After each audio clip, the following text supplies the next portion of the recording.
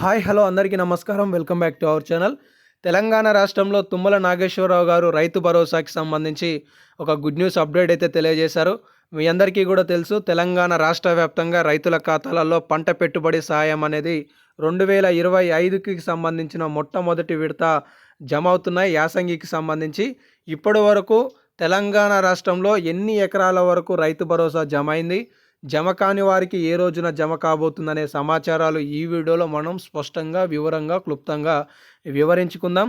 నాది ఇక్కడ ఒక ప్రశ్న: మీ గ్రామంలో ఎవరికైనా రైతు భరోసా వచ్చిందా?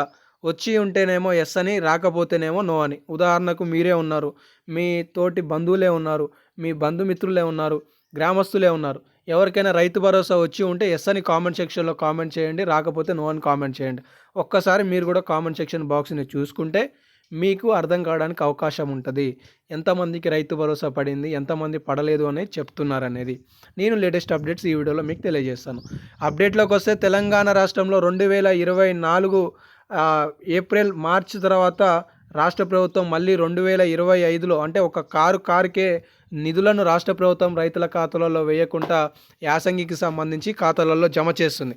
అయితే గతంలో 7,500 ఇస్తామని చెప్పిన ప్రభుత్వం దాన్ని కుదించి 6,000 రూపాయలుగా చేసి మొదటి విడతలో భాగంగా రాష్ట్ర వ్యాప్తంగా 621 గ్రామాలను ఎంపిక చేసుకొని అందులో సుమారుగా 4 లక్షల వరకు లబ్ధిదారులకి సుమారుగా 569 కోట్ల రూపాయల నిధులను జమ చేసింది.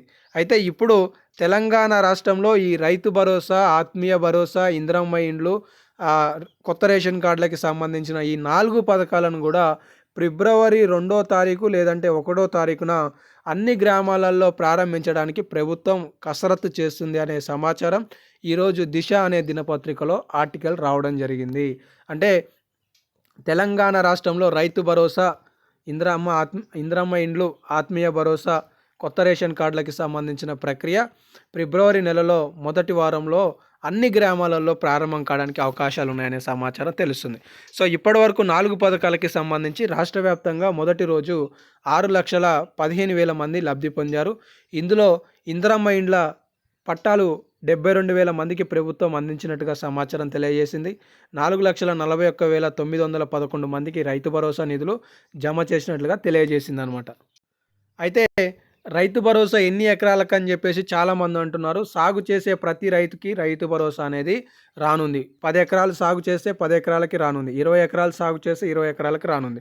ఇక్కడ చూసుకోవచ్చు, మిగతా గ్రామాలలోనూ 4 పథకాలు 3 లేదా 4 రోజులలో కసరత్తు చేస్తున్న అధికారులు ఎకరాల వారీగా రైతు భరోసా, సాగయ్యే భూముల లెక్కలకి సహాయం పంపిణీ చేసేందుకు ప్రభుత్వం కసరత్తు చేస్తుంది.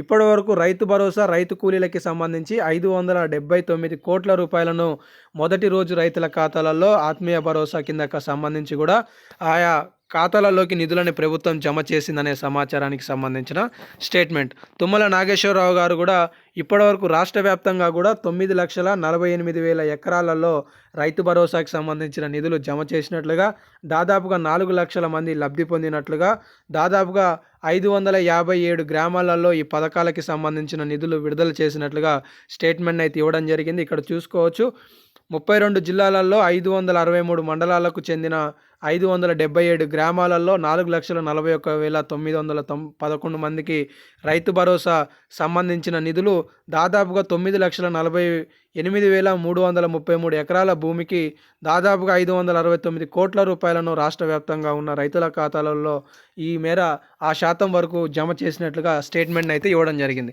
కాబట్టి 3 నుండి 4 రోజులలో మీ ఖాతాలోకి జమ కానున్నాయి. సో ఇదైతే స్టేట్మెంట్ అనమాట. ఎందుకంటే మీరు బ్యాంకుల చుట్టూ ఫోన్లో బ్యాలెన్స్ పడ్డాయా పడలేదా అన్న, రైతు భరోసా వచ్చిందా రాలేదా, ఈ యూట్యూబ్ ఛానళ్ళల్లో కూడా రైతు భరోసా రేపో మాపో అనే స్టేట్మెంట్లు మీకు అప్డేట్ తెలిసిందైతే అనుకుంటున్నాను. ఇంకేదైనా అప్డేట్ ఉంటే మన ఛానల్ ద్వారా మీ ముందుకు సమాచారం వస్తుంది. మిస్ కావద్దు అనుకుంటే కింద ఒప్పించే రెడ్ కలర్ సబ్స్క్రైబ్ బటన్ని సబ్స్క్రైబ్ చేసుకొని ఫాలో అవుతుండండి. ధన్యవాదాలు.